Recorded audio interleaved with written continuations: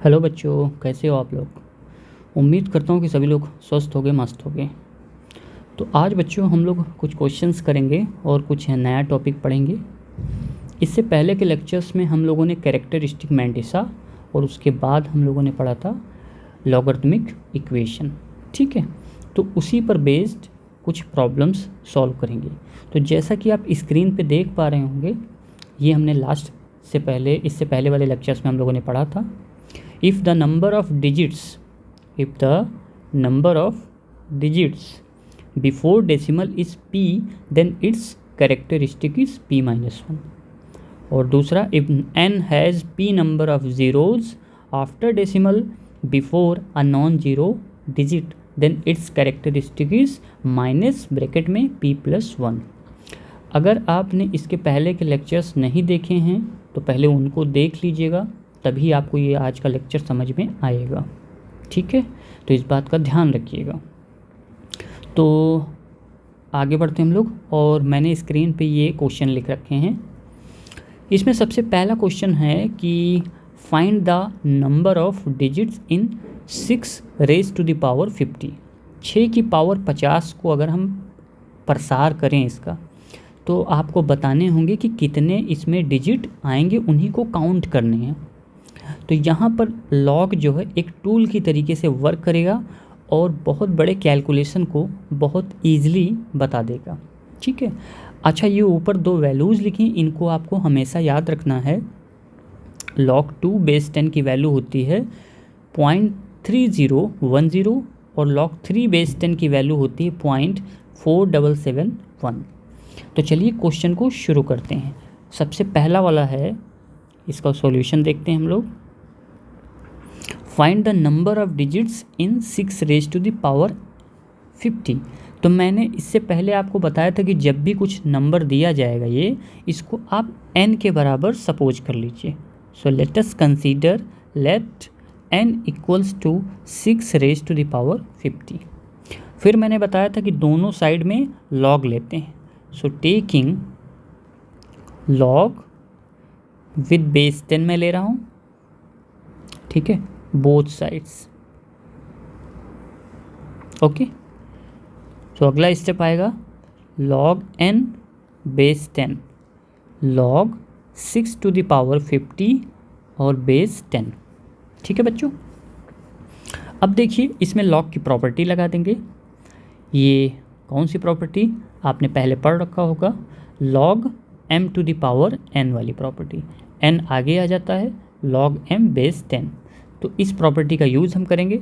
50 आ जाएगा फ्रंट पे, यानी 50 टाइम्स log 6 बेस 10। अब बच्चों मैं 50 log 6 जो है इसको भी तोड़ दूंगा 2 इंटू 3 में, और यहाँ पर फिर से फॉर्मूला मैं लगाऊंगा। किसका फॉर्मूला लगाऊंगा, log m इंटू n बराबर log m plus log n। तो log m माने 2 प्लस log n माने 3। ओके, अब आप देख सकते हैं कि log 2 और log 3 की वैल्यू आपको पहले से ऊपर दी गई है और आपको याद भी रखना है। तो इसकी वैल्यू है 0.3010 प्लस 0.4771। इनको ऐड कर लेते हैं। ऐड करने पर देखते हैं क्या आता है। तो 50 मल्टीप्लाइड बाई जोड़ेंगे तो मेरे ख्याल से 0.7 और फिर 781। ओके, ये इसको ऐड करने पे मिलेगा। अब इसको मल्टीप्लाई भी कर लेते हैं। तो मल्टीप्लाई करेंगे तो क्या आ जाएगा, ये 50983 और एक 0 पीछे लगेगा। ठीक है, और डेसिमल कहाँ पे जाएगा, डेसिमल आएगा यहाँ पे 38, यानी कि ये आया 38.9050। ओके, ठीक है, इसको थोड़ा क्लियर लिख देते हूँ ताकि आपको जो है दिखे। कितना था, 38.905। ठीक है बच्चों, अब ये जो वैल्यू निकल के आई हमारे पास, ये बेसिकली है log n बेस 10 की वैल्यू। अब याद करिए, मैंने आपको बताया था कि इसको हम लिख सकते हैं 38 प्लस 0.905। और मैंने बच्चों आपको ये भी बताया था, क्या बताया था, कि ये जो डेसिमल वाला भाग होता है ये होता है हमारा मैंटिसा, जिसका कोई ख़ास यूज़ नहीं होता है, प्रश्न में कभी पूछा ही नहीं जाता इसके बारे में, क्योंकि इसके बारे में आप कुछ ज़्यादा कुछ कह नहीं सकते। और ये जो फर्स्ट पार्ट होता है, जो इंटीग्रल पार्ट होता है, पूर्णांक वाला भाग होता है, इसे ही बोलते हैं हम लोग कैरेक्टरिस्टिक। यानी यहाँ पर जो वैल्यू मिली हमें, यानी कि कैरेक्टरिस्टिक की जो वैल्यू आई वो आ गई कितनी, 38। अब इसके पहले का आप हेडलाइन देखिए, नंबर 1, अगर कैरेक्टरिस्टिक कितना होता था p-1, तो नंबर ऑफ जो डिजिट होते थे वो होता था p, यानी p-1 से एक ज़्यादा, p तभी आएगा। इसका मतलब कैरेक्टरिस्टिक अगर आपको 38 मिलता है तो नंबर ऑफ डिजिट कितना मिलेगा बच्चों, नंबर ऑफ डिजिट्स मिलेगा आपको 39। ठीक है, तो मेरे ख्याल से आपको ये बात समझ में आ गई होगी, क्लियर है। अब आगे बढ़ते हैं, नेक्स्ट वाले क्वेश्चन को देखते हैं फटाफट। इसमें क्या लिखा हुआ है, find the number of zeros after decimal before a significant figure start in 9/8 और इसकी पावर में कितना है, -100। ठीक है, same process will be repeated, सब कुछ वैसे ही रहेगा जैसे कि क्वेश्चन नंबर 1 में था। क्या करना है अपने को, let n equals to, assume करना है 9/8 और इसकी पावर 100 विद माइनस साइन। फिर क्या करना मैंने बताया, दोनों साइड पे लॉग लेंगे, सो log n बेस 10 और log बेस 10 9/8 और इसकी पावर -100। फिर अगला स्टेप क्या है, -100 आगे आ जाएगा, तो -100 टाइम्स log 9/8 बेस 10। ठीक है, -100। अब बच्चों क्या करना है, इसमें 9/8 में log m/n का फॉर्मूला लगाएंगे, और वो फॉर्मूला क्या होता था, log m minus log n। इसका मतलब हम इसको लिख सकते हैं log 9 base 10 minus log 8 base 10। ठीक है बच्चों, आगे बढ़ते हैं, -100 log बेस 10, 9 को लिख सकते हो 3 की पावर में 2, माइनस log 8 को लिख सकते हो 2 की पावर 3 बेस 10। फिर से फॉर्मूला लगेगा, क्यों, कौन सा फॉर्मूला, कि ये जो पावर है 2 पहले वाले में ये आगे आ जाएगा, यानी 2 log 3 बेस 10 माइनस, इसी तरीके से इसको हम लिखेंगे 3 log 2 बेस 10। ठीक है बच्चों, अब क्या करना है अपने को, वैल्यू रख देनी है, 2 इंटू log 3 की वैल्यू हमें ऊपर दी गई है 0.3010 माइनस 3 इंटू, नहीं, log 3 की वैल्यू 0.4771 माइनस 3 इंटू 0.3010। ओके बच्चों, अब इसको मल्टीप्लाई कर लेते हैं, तो -100 इसको 2 से मल्टीप्लाई करेंगे तो कितना आ जाएगा, 2 4 और 5 और आएगा कितना, 9 और 0.9542 माइनस 3 से जब मल्टीप्लाई करेंगे इसको, तो ये तो आसान है, 0.9030।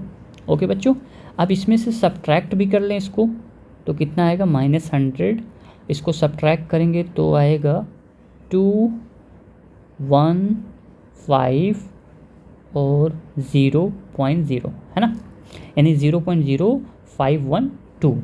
इसको मल्टीप्लाई भी कर लें 100 से तो कितना आ जाएगा, -5.12।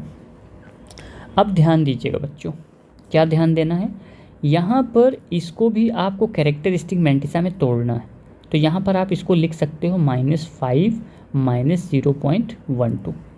अब एक चीज़ याद रखिएगा, पिछले लेक्चर में मैंने आपको बताया था कि जो डेसिमल वाला भाग होता है वो मैंटिसा होता है ना, लेकिन एक बात ये भी याद रखिएगा, उस समय मैंने बताया भी था कि मैंटिसा कभी भी नेगेटिव नहीं होती, मैंटिसा हमेशा क्या होती है, पॉजिटिव होती है।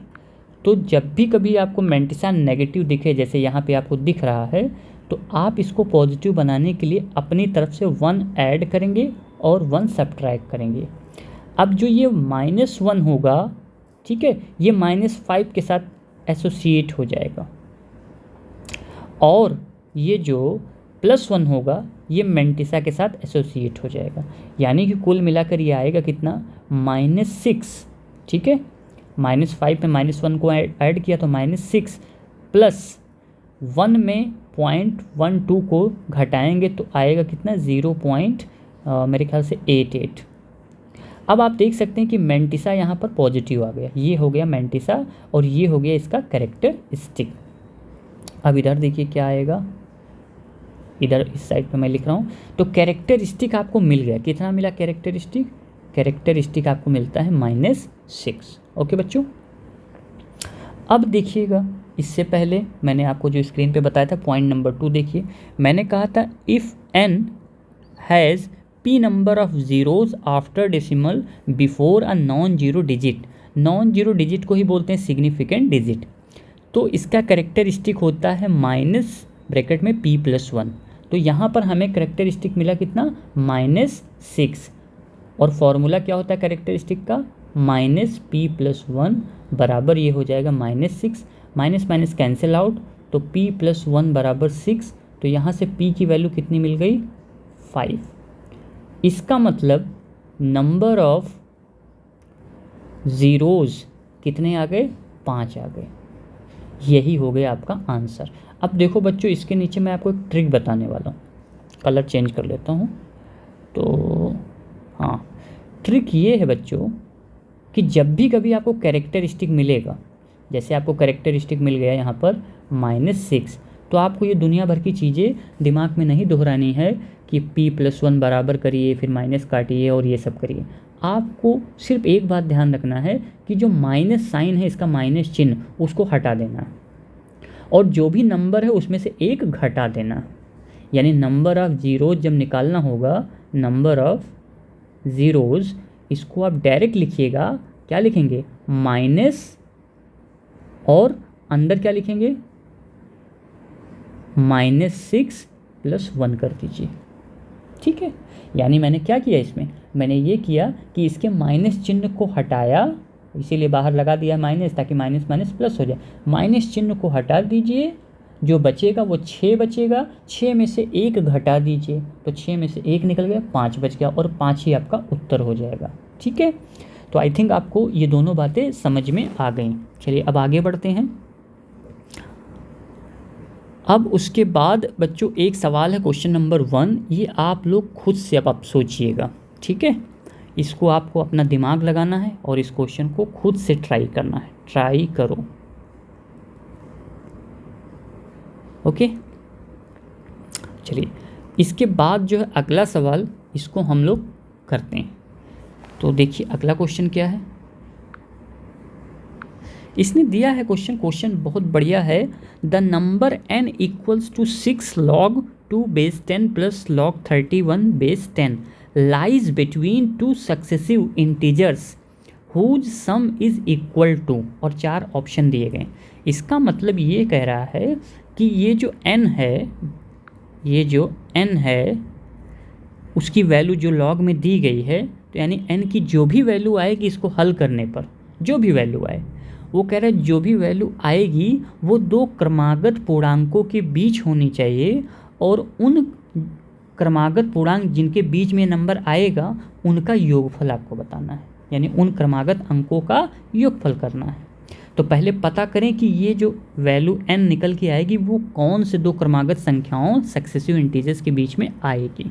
ठीक है, तो चलिए शुरू हो जाते हैं इसको सॉल्व करने के लिए। आप खुद से ज़रूर ट्राई कीजिए, वीडियो को पॉज कर करके। ठीक है, तो देखिए n = 6 log 2^10 + log 31^10। सबसे पहले क्या करिए बच्चों, ये जो 6 है इसको 2 की पावर में भेज दीजिए प्रॉपर्टी से, तो ये 2 की पावर हो गया 6 + log 31^10। ओके, अब 2 की पावर 6 तो दुनिया का सब बच्चा जानता है कितना होता है, 64 + log 31×10 n = log। अब log m + log n का फॉर्मूला भी पता है आपको, m × n होता है, यानी 64 गुणे 31। ठीक है बच्चों, तो log 10। अब 64 और 31 का गुणा कर लो, तो 4 एकम 4 और 6 4 12 12 6 18 18 और 19, तो इसकी वैल्यू आएगी 1984। इसकी वैल्यू आएगी 1984। अब बच्चों लगाइए आप लोग थोड़ा सा दिमाग यहाँ लगवाते हैं आपसे, देखिएगा कैसे। अगर मैं आपसे कहूँ कि अच्छा ये बताइए आप लोग log 100 बल्कि log 1000 बेस 10 इसकी वैल्यू क्या होगी, तो आप बड़े आराम से कहोगे सर इसकी वैल्यू 3 होगी। अगर मैं आपसे कहूँ कि log 10,000 इसकी वैल्यू क्या होगी बेस 10 पे, आप कहोगे सर 4 होगी। सीधे सीधे पहले लेक्चर में भी हमने पढ़ रखा था इसके बारे में। तो अब आप बताइए एक बात, ये जो 1984 नंबर लिखा है बेस 10 पे, क्या ये 1984 1000 और 10,000 के बीच में है? आप कहोगे सर बिल्कुल है। तो क्या मैं ये कह सकता हूँ कि जब आप इसकी वैल्यू निकालोगे लॉग देख के, लॉग की टेबल देख के या गूगल से पूछ के, तो इसकी वैल्यू जो भी आएगी वो क्या आएगी, 3 प्लस ए पॉजिटिव इंटीजर आएगी? आप कहोगे बिल्कुल आएगी सर, है ना। यानी ये log 1984 बेस 10 की वैल्यू आएगी 3 प्लस ए पॉजिटिव नंबर, माने एक ऐसा नंबर आएगा जो 3 से थोड़ा बड़ा होगा, लेकिन 4 नहीं हो सकता। क्यों नहीं हो सकता 4? क्योंकि 4 होने के लिए तो वैल्यू 10,000 होनी चाहिए, ठीक है। और 3 भी नहीं हो सकता क्योंकि 3 होने के लिए log के अंदर 1000 होना चाहिए, और ये तो 1984 है, ना तो ये 1000 है ना तो 10,000 है। इसका मतलब बच्चों ये क्लियर हो गया कि जो हमारा n है वो 4 से छोटा होगा और 3 से बड़ा होगा। यही 3 और 4 इसके दो क्रमागत संख्याएं हैं। ये मिल गई दोनों क्रमागत संख्याएं। अब प्रश्न में क्या पूछ रहा है, integer whose sum is equal to, जिसका योगफल निकालना है, तो 4 और 3 को जोड़ दो 7 आएगा, तो ऑप्शन बी इज करेक्ट। ठीक है बच्चों, आगे बढ़ते हैं हम लोग। अब उसके बाद बच्चों एक क्वेश्चन और स्क्रीन पे आपको दिख रहा होगा, ये भी आपका प्रैक्टिस प्रॉब्लम है, इसको भी प्रैक्टिस करिएगा, कर ले जाओगे, बहुत बढ़िया और आसान सा सवाल है। अब उसके बाद बच्चों थोड़ा सा हम लोग नया टॉपिक पढ़ते हैं, तो आगे बढ़ते हैं और देखते हैं क्या है अगला टॉपिक। ये है आपकी स्क्रीन पे दिख रहा होगा बहुत बढ़िया से, एब्सोल्यूट वैल्यू फंक्शन। इसको अंग्रेजी में मॉडुलस फंक्शन भी बोलते हैं, शॉर्टकट में इसे मॉड फंक्शन भी बोलते हैं। हिंदी में निरपेक्ष मान बोलते हैं, निरपेक्ष फलन मान बोलते हैं। तो क्या होता है सबसे पहले इसके बारे में समझते हैं, ध्यान दीजिएगा। सबसे पहली जो डेफिनेशन होती है कि मॉड एक्स, शॉर्टकट पे क्या बोलते हैं मॉड एक्स, मॉड एक्स जो होता है वो कभी भी आपको नेगेटिव उत्तर नहीं देगा, मॉड हमेशा पॉजिटिव देता है। जैसे मैं इधर समझा रहा हूँ उसको समझिए, फिर आप लेफ़्ट वाला साइड देखिएगा। जैसे अगर मैं आपसे कहता हूँ कि मॉड 5 का मान बताओ, तो 5 तो चूँकि पॉजिटिव नंबर ही है, तो मॉड 5 की वैल्यू होती है 5। अगर मैं आपसे कहता हूँ मॉड -5 की वैल्यू बताओ, तो भी आप इसको 5 ही लिखोगे। यानी मॉड कभी भी उत्तर आपको ऋणात्मक यानी नेगेटिव आंसर कभी नहीं देता। Mod always give you a positive number. ठीक, अब एक तरीका और है कि किसी बच्चे ने मॉड -5 को ऐसे लिख दिया, -5 और ब्रैकेट के बाहर एक माइनस लगा दिया, तो क्या इसकी वैल्यू आएगी? आप कहोगे सर इसकी वैल्यू भी तो मॉड 5 ही आएगी। बिल्कुल आएगी। अब यहीं से डेफिनेशन आती है मॉड एक्स की, ध्यान दीजिएगा। मॉड एक्स को परिभाषित किया गया कि मॉड एक्स होता है एक्स, यानी जो अंदर एक्स बैठा है वही एक्स यहाँ लिखा गया। कब ऐसा लिखा जाएगा? जब अंदर वाला एक्स क्या हो, 0 या 0 से बड़ा हो, यानी कि पॉजिटिव हो या 0 हो। ठीक है, और अंदर वाला एक्स अगर क्या हो, नेगेटिव हो, ऋणात्मक हो, तब उसके सामने एक साइन अपनी तरफ से भी हम लोग लगाएंगे, -x कर देंगे। जैसे ये बात यहाँ पे समझिए, अंदर देखो बैठा था -5, और -5 को पूरी दुनिया जानती है नेगेटिव नंबर, तो मैंने -5 को -5 ही लिखा, लेकिन इसको प्लस बनाने के लिए हमने बाहर से एक माइनस चिन्ह और दे दिया, तभी तो पॉजिटिव बनेगा। तो सेम स्टोरी यहाँ पे कही जा रही है कि जब भी कभी अंदर वाली वैल्यू नेगेटिव होगी, x आपका नेगेटिव होगा, तो यहाँ पर उसके लिए हमेशा आप क्या करोगे, एक माइनस बाहर लगा दोगे। यही मॉड की डेफिनेशन थी, ये आपको ध्यान रखना है। अच्छा, एक चीज़ और है, ये भी आपको पकड़ना है कि अभी तक बचपन से आप लिखते आ रहे थे √x² बराबर x। अब से कभी ये मत लिखिएगा, √x² का मतलब होता है मॉड x। ठीक है बच्चों, इसका बगल में एक छोटा सा मन कर रहा था तो ग्राफ हमने बना दिया है। हालांकि ग्राफ के बारे में बहुत डिटेल में आगे के लेक्चर्स इंतज़ार कर रहे हैं आपके, बहुत जल्दी आपको पूरा ग्राफ का पूरा हम 2-3 लेक्चर लेकर पढ़ाएंगे, उसमें सारे ग्राफ क्लियर करेंगे। लेकिन मन नहीं माना तो मैंने इसका ग्राफ खींच ही दिया, चाहो तो आप देख लो, बहुत ज़्यादा डिस्कशन नहीं करते। वी शेप का ग्राफ होता है 0 के अबाउट, यही मॉड x का ग्राफ होता है। ये ग्राफ होता है y बराबर मॉड x का, बस देख लीजिएगा, ज़्यादा इसको दिल पे मत ले लीजिएगा। अब आते हैं नोट करके अगला जो पॉइंट है उसको देखिए, गौर करिएगा। इसमें लिखा हुआ है मैंने एक इक्वेशन। अब आते हैं सवाल कैसे आएंगे ना, तो उसके बारे में जानते हैं। इक्वेशन ऑफ द फॉर्म, अगर कभी आपको ऐसी इक्वेशन मिल जाए कि ax माने कोई भी बहुपद है, कोई भी x वाला पद है और उसकी पावर में भी कोई x है, यानी bx, और वही ax यहाँ भी है दाएं साइड पे, और उसकी पावर कोई अलग है cx, या मैंने हिंदी में बगल में लिखा है, यदि वेरिएबल बेस की पावर भी वेरिएबल हो, यानी कोई चर राशि है उसकी पावर में भी कोई चर राशि आ जाए, तो उसको कैसे सॉल्व करते हैं। तो एक सवाल नीचे लिखा गया बच्चों, ठीक है ना। सवाल को ध्यान से देखिए और महसूस करिए। सवाल क्या है, सवाल लिखा है सॉल्व फॉर x, मैं कलर चेंज कर लेता हूँ। Solve for x mod x - 2 की पावर 10x² - 1 बराबर मॉड x - 2 की पावर 3x। आपसे कहा जा रहा है x का मान निकालिए। जब भी कभी बच्चों इस तरह की प्रॉब्लम आएगी कि मॉड वाला आ जाए, कि बेस में मॉड लगा हुआ है, तो इसमें बच्चों 2 चीज़ें दिमाग में रखनी है। नंबर 1, सॉल्व करने से पहले आपके दिमाग में आनी चाहिए ये 2 बातें। नंबर 1 कि जब सॉल्व करेंगे तो पहला स्टेप क्या होता है, इक्वेटिंग पावर्स, ठीक है। मैं ये भी लिख रहा हूँ आधार बराबर, समझिए मैं क्या कहना चाहता हूँ। आधार अगर बराबर होती हैं तो पावर बराबर होती हैं, बिल्कुल सही कह रहा हूँ।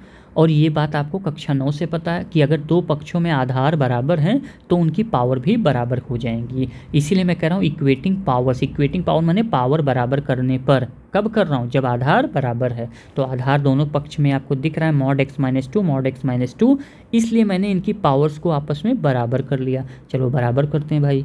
10x² - 1 बराबर 3x। अब इसको सॉल्व करते हैं। 10x² - 3x - 1 बराबर 0। 3x को इधर ले आया। अब इसका गुणनखंड करते हैं। 10x² - 3x - 1 गुणा करने पर 10 आया, घटाने पर 3 आ जाए तो बड़े आराम से इसको अगर फैक्टराइज करें तो 2x - 1 एक ब्रैकेट में आएगा और 5x माइनस प्लस, हाँ तो प्लस माइनस तो +1 आएगा बराबर 0। ठीक है बच्चों, तो यहाँ से x की वैल्यू यानी 2x - 1 बराबर 0 एक बार करेंगे या 5x + 1 बराबर 0 करेंगे। तो यहाँ से हमको 2 मान प्राप्त हुए। कौन कौन से मान प्राप्त हुए, एक x का मान 1/2 प्राप्त हुआ, ठीक है, या एक x का मान -1/5 प्राप्त हुआ। ठीक है बच्चों, ये हो गई पहली कंडीशन। अब दूसरी, पहले हमने क्या किया, आधार बराबर देखा तो घातों को बराबर किया। अब बच्चों एक बात आप जानते हो कि अगर आपसे कहा जाए कि 1 की पावर 5000 तो उसकी वैल्यू भी 1, 1 की पावर 10,000 उसकी वैल्यू 1, 1 की पावर कुछ भी हो वैल्यू हमेशा 1 होती। तो 1 एक विशेष स्पेशल टाइप का नंबर है, इसकी पावर कुछ भी रखेंगे तो वैल्यू 1 ही आएगी। तो जब भी कभी ऐसा आपको मिले तो आप क्या करिए, मेक द बेस यूनिटी